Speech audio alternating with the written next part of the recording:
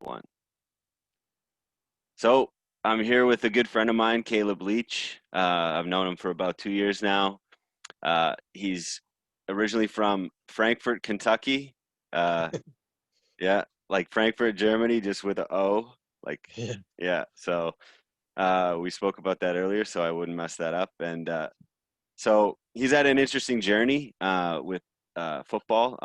He left Kentucky and came to the University of Toronto and played for the Varsity Blues, which we're going to dive into that because I need to know how that all went down. And he moved on to Europe. He was in Austria and still in Austria with the in Innsbruck with the Raiders. So, ladies and gentlemen, Kaleb Leach, how are you today?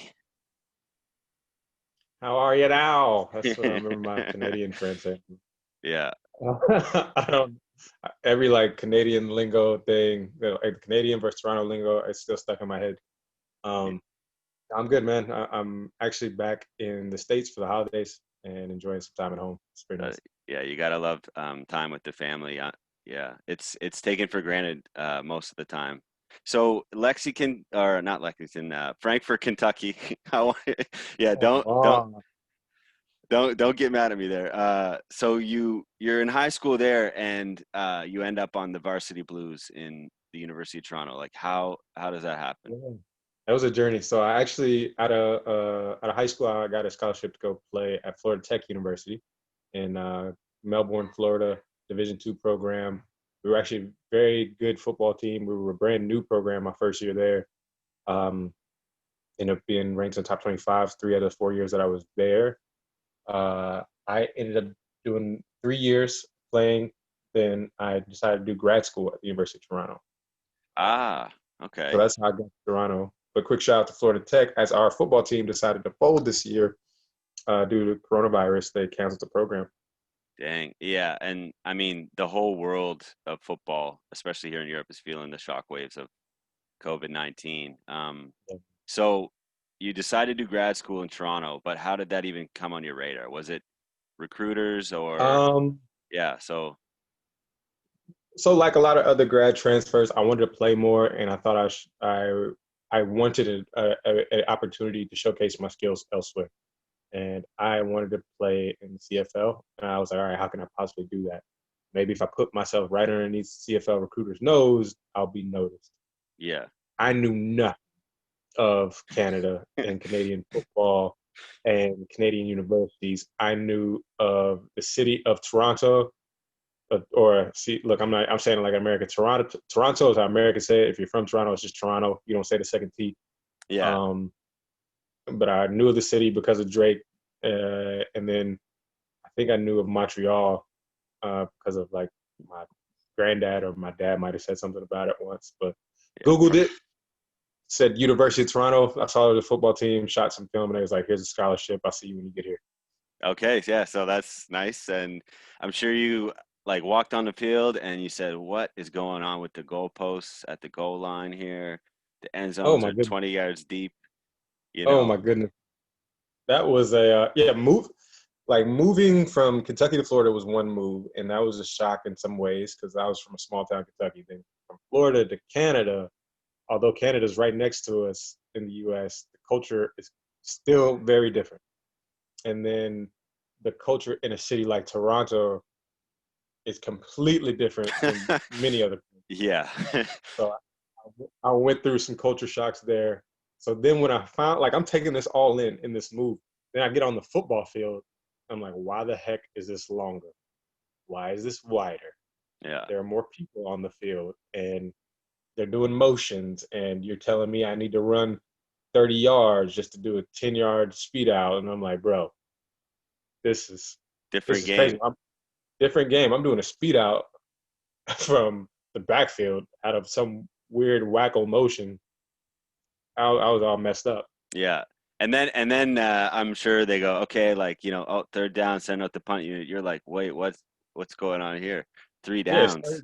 it's third and two. I'm like, man, go for it. Like, let's go get the first down. They're like, no, if we do that, they get the ball. This is like fourth down. I'm like, well, this is blasphemy. I don't like this. Yeah.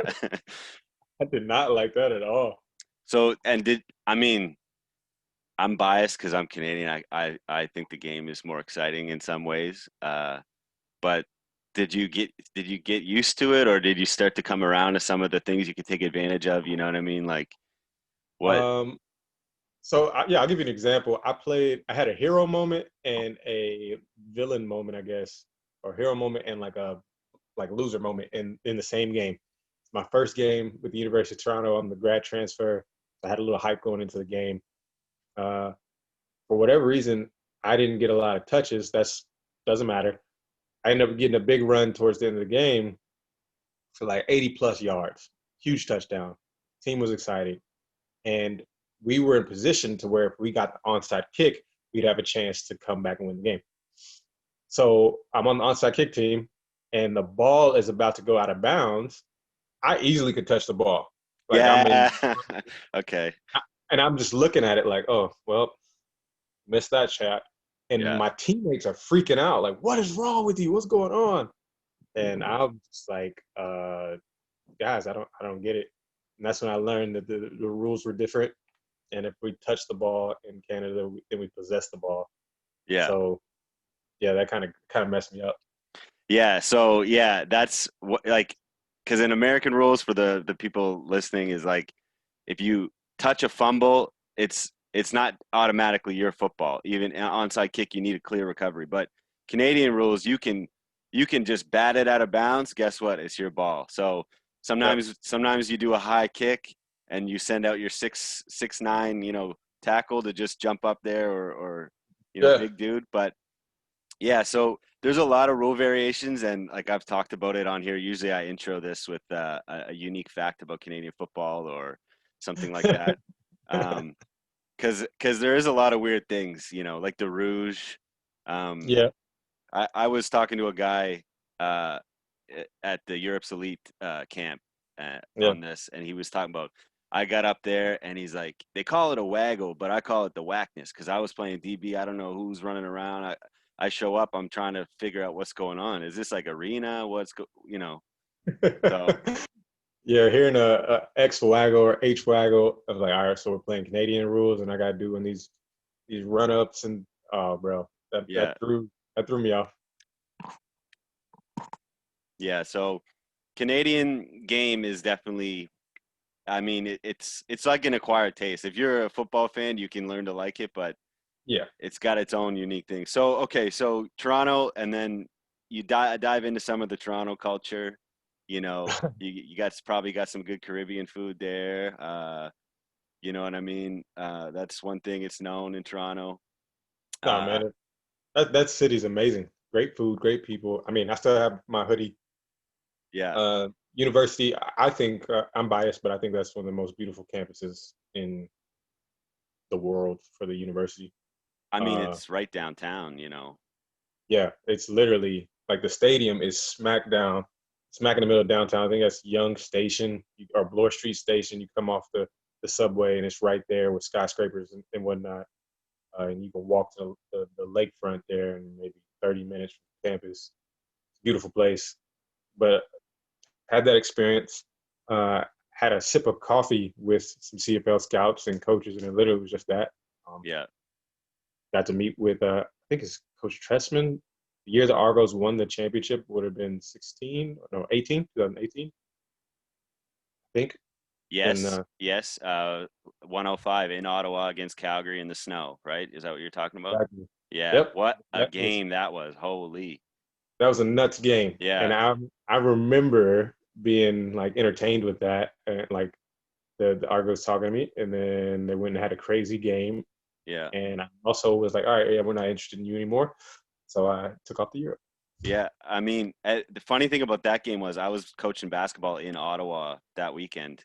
I Okay. left I left the day before the game, but I was picking up one of my players at the airport and I see the Hall of Fame guys and I'm Hmm. like I see this busted up case and I'm like, "Hey, hey, I run down. I'm like, "Is that the Grey Cup?" He's like, "Yeah."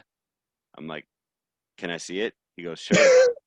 Pops it open, blue velvet, Grey Cup's there. He's like, "Do you want to touch it?" I'm like, "Nah, bro. I'm going to win one of those at some point." One day. So, I Yeah, can't jinx it. exactly. So okay, so Europe, I'm sure it was similar to my story. You were just either heard about it off someone or perusing the internet for football and somehow came across Euro players or something like that, right? Podium, I don't know, but Yep, um, yep. and then what went through your mind? And I had two things. Being an American guy, I was actually pretty nervous to go to Europe. I just thought people wouldn't like me. I thought I'd be very uncomfortable. I thought the football scene, I was like, man, what is like this is not the CFL that I wanted. This is not an NFL tryout that I wanted. So like what am I getting into? I was pretty nervous to go actually, and I still flew to Germany. yeah, and the nerves, I can feel you. So I wasn't exactly in the same boat as you. As you know, I was in the Canadian military, left a Yep. fairly stable job, and you and I can both agree that this is, not one of the most lucrative things, but it's definitely for the passion of the game. And we jumped in feet first, and I think we're both happy we did that. Oh yeah. Um, building a life out here and meeting new people. I mean, we met, and what was your first like thoughts on Europe coming here when you first showed up, feet on the ground? Yeah. First thoughts when it was really surprising because my thoughts are before Europe was that I just wouldn't be comfortable, wouldn't be accepted. Football was going to be very slow and all these things. And it was just ironic. My first interaction with somebody at the airport, they were really nice to me, actually. I think because they thought I was in the American military since I flew into Frankfurt, Germany. True, true. Like, oh yeah, come on through. Yeah, have a good day. Do you need anything? And I was, wow, they're really nice. Yeah, this is crazy. And then my coach took us on a joyride on the autobahn, going some crazy speeds. Uh, then football practice hit, and I was in for a shock. Like, okay, this is not university ball. This is not Canada. This is not the States. These guys are coming fresh from work. It's late at night. It's like 8 p.m. and they're talking about let's practice. And they're grown men with families or a teenager fresh from his abitur in high school. So it's a big range. The knowledge of the game was very diverse. You'd have one teammate who like really knew the game, maybe because he's been playing for a long time, or he went to the States or Canada and learned from someone else for a number of years. Then you'd have another teammate who literally knew nothing, like absolutely nothing of the game, Yeah. uh, and they were the same age as you. So as a player, I was definitely shocked. Like, okay, what are we doing here? Yeah, it was just a lot to take in. And that's true. And these leagues are set up. They're mostly, I don't want to say amateur, but like they're not what we have in North America, no doubt. No, But you can have a guy like you said on your team that knows the game, and he's played in Germany in various levels for probably, some of these guys like 33 seasons from 16. Like yeah, they were at a program that started early, in the late 90s or early 90s, sorry, and like they have played ball, and there's semi-pro leagues and there's kind of rec leagues. I mean, yeah, I don't know about the States, but in Canada, but it's not the same level of dedication because this is a niche sport in Europe. So the guys that do get involved are either brand new and want to learn and they've seen it and got hooked, or yeah, they're like all about it all the time. Like guys used to go to the airport to watch football games because they in Germany that's where they show them. They couldn't get them on the yeah. TV. So No. The dedication completely different from the players, the coaches, and the fans. Like you noticed how you could see a small football club in Denmark, in Sweden, in Germany, in France, and none of these guys are Tom Brady or Cam Newton or Lamar Jackson on the field, but there still would be 3,000 people coming to watch these guys play. I'm like, wait, why is everyone coming? Like the communities really care. It's pretty nice. that was something I was just about to bring up myself. That was what blew me away because I played on a team in Halifax called the Halifax Shockers after high school, and we were a rec league team. Our girlfriends and our moms came. That was it. 10 people, and here the community sport, no matter what division they're in, and there's usually 1 to 3 divisions. they don't care if their communities participating in something. They're there and they're showing support. It's actually like something that we're kind of lacking in local sport, I think, in Canada and the U.S. sometimes. Oh, for sure. I think the U.S. that local support goes to the high schools because we have a big high school system like that. So you'll see, like the movie Friday Night Lights, like where local stores close up the shop, gone to the game for Friday night. Yeah, So yeah, in the States, depending on the town and what sport it is. I know in Canada it wasn't the exact same, just because the systems are different. yeah, You know, we didn't have the high school football attached to the school in every area in Canada. yeah. Uh, so yeah, it's just different.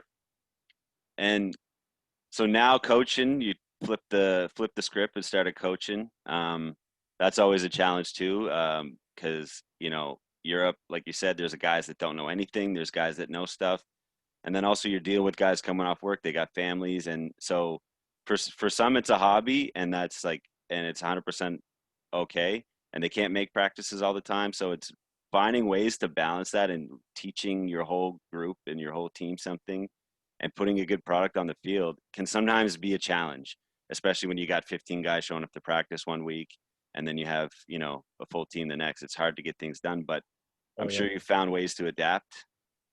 Oh yeah.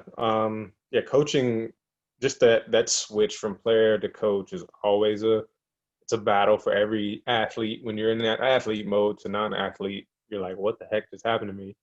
Um, but I found a passion for teaching young people uh, who are learning the game because I just really, really enjoy when you teach an athlete who's 14 to 20 a new move or a new trick or just new techniques on the field and seeing how they really take heat to it and they try to improve it and they grind and grind and grind and their ceiling or their upside is so high.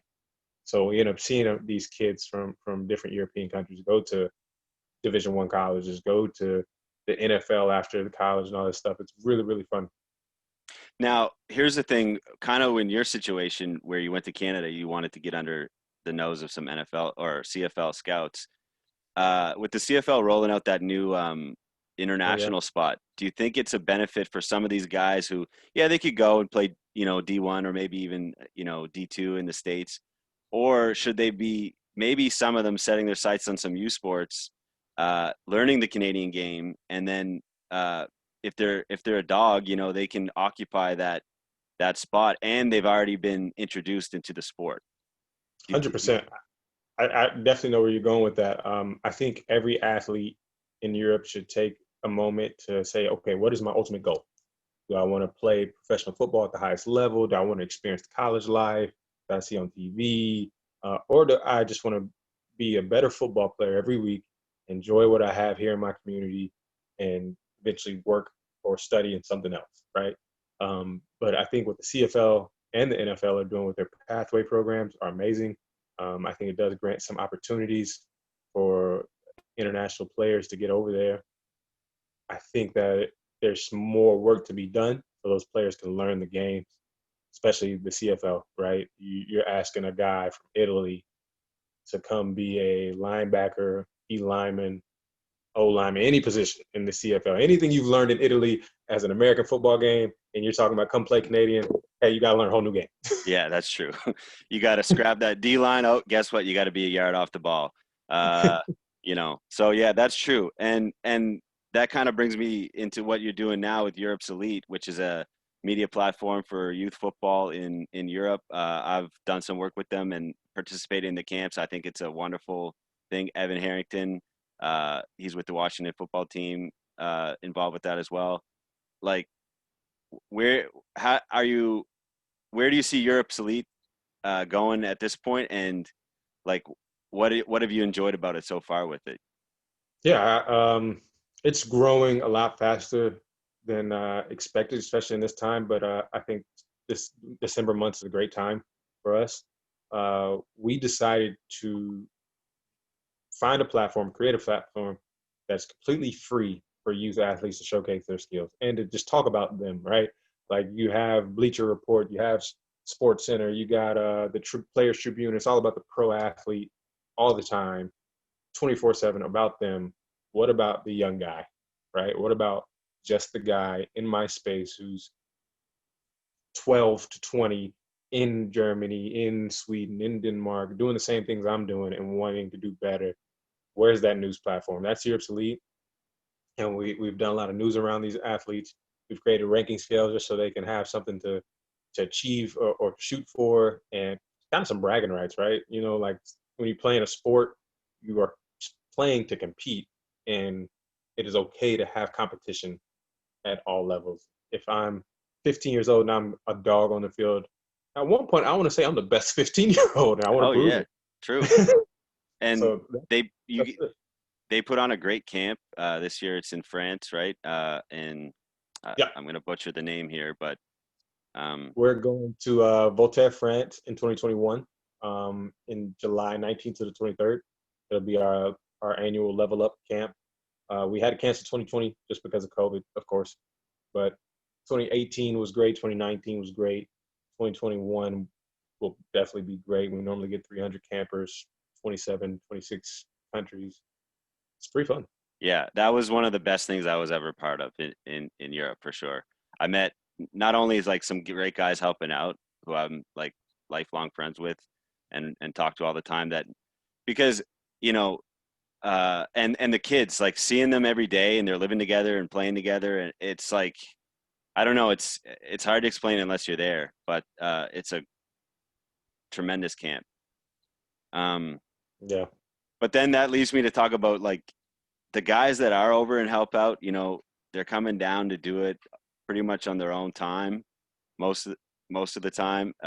And like I said, being over here is not very lucrative, but it is for the passion of the game. And you find with guys like you and I and the others we've met, like we all seemingly get along almost like at the snap of a finger Yes. because it's such a small I say this all the time. It's a small fraternity of guys that come over and last in Europe. So they'll be one and dones and they hate it. They miss home. They miss the comforts of the US or Canada. But then there's us that just sleep in the couches and sleep, you know, get locked down in Romania like me. It's it's like that's what goes on. People see, you know, my social media or others like they're on the field making plays or they're coaching, they got a big win, but they don't see the behind the scenes where the factory is going at full capacity and you're just not sleeping and yeah, it's a grind. Like what can I say? No, I remember that this past, I guess that would have been in like June or May. Yeah, the lockdown had hit. I was in Vienna, Austria. You were in Romania, and I was doing some work with American Football International, as I still run their social media and do a lot of things with them. Um, I called you up, like, bro, how you doing? He's like, well, I'm stuck in Romania. I can't leave, Yeah. and there's no football. And I remember you bought like 2 or 3 tickets, and like you actually couldn't leave. Yeah, they were trying to get me out and then when I ended up actually leaving they were like at the border, like, "Yo, your visa," because they never got my work visa because I was supposed to be leaving. I was like, "Your visa's expired," and I was like, "Dude, I could. How? Where was I going? You guys shut down the airport." He's like, "Oh yeah, true." It's like that meme with the landlords and the renters Yeah, when COVID hit. It's like, oh, rent's due. It's like, I ain't got no money. yeah. I don't know what to tell you, guy, but yeah, no. And so, I mean, I feel pretty special to be, you know, over here and talking to guys like you, and it's nice. And yeah, and then you brought up AFI. That's another great media outlet for the pro circuit, basically in Europe. Um, I love everything they put out. There's great articles, and they really do a great job at spotlighting what's going on over here for people that are interested in European football. Yeah, thanks. It's pretty cool. American Football International, AFI for short. Stream a lot of football games in just about every country in Europe, and abroad, in Japan, in China, in Brazil, Mexico. Some Canadian games. We try to stream some of those over here in Europe. It's a lot of work. It's a hustle. It's a grind. But those who actually are interested in just seeing how big football is outside the like North America landscape, that's AFI's goal. It's pretty Yeah, cool. and if you need to get your fix on football, then those games in the springtime is where you can get it on the AFI live stream. Yes, sir. Yeah, so home for the holidays. What's the go-to meal for you? What's your favorite thing about Christmas food there? Ooh,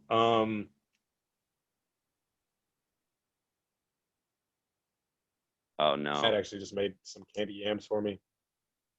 Can you hear me? Yeah, I got you.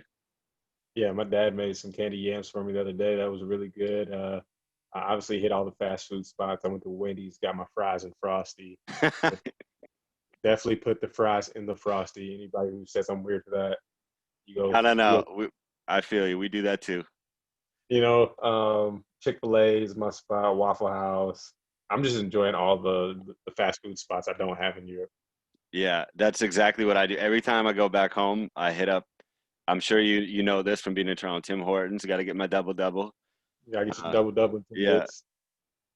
but yeah, man, we'll see what this spring brings, and hopefully COVID dies down, and we can get back to somewhat sense of a normal life over here.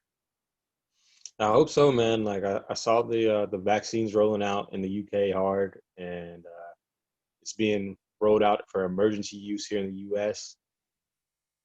Hoping for good things from that, right? Like that Yeah, whole big topic of vaccination versus non-vaccination. Uh, yeah. right? I think most of it, like, dude, I just want to be healthy and safe and enjoy my friends' company. Seriously, You know, we can't gather in more than groups of 10. Like it's frustrating, and I think it's okay to be frustrated with that though. But we got to get through it, and it's not easy. And I'm sure, like, I mean, there's ways around it, and building a routine we talked about too, as far as like yep. getting prepared for football. But it works in life, and we'll get back to normal someday. And I'll be able to get out to Austria and come down and visit you, or you get up to Denmark, or we'll meet at a Europe's elite camp. Something we'll figure it out. Yeah, I'll be up in Denmark at some point. Copenhagen is one of my favorite cities. If anybody hasn't checked that out, it's a great place. yeah. But I'll be up there. Probably not when it's cold though. It's not my season. I guess it doesn't get too cold here, but I don't know what's cold for you, being down. I don't know how cold it gets in Kentucky, but Like, yeah, Canadians and Danish folks, I'm sure your cold tolerance is probably the same. mm, I'm still, if I'm still a Southern boy at the end of the day, man. yeah, So if the sun's out, I'm wearing shorts. That's how it works. You know what no, I'm saying? no. I built up a little tolerance, but I ain't tough enough. Yeah. But anyway, thanks for coming on, man. This was a good chat. I think I'm gonna be having more people on, and I think we should do this again soon, though, um, For sure. just to catch up and see what's going on with Europe's Elite and AFI, and what you're doing down there in Innsbruck. For sure, So, brother. talk, Merry Christmas, and I'll talk to you later. Merry Christmas, man. Talk to you later. Take care.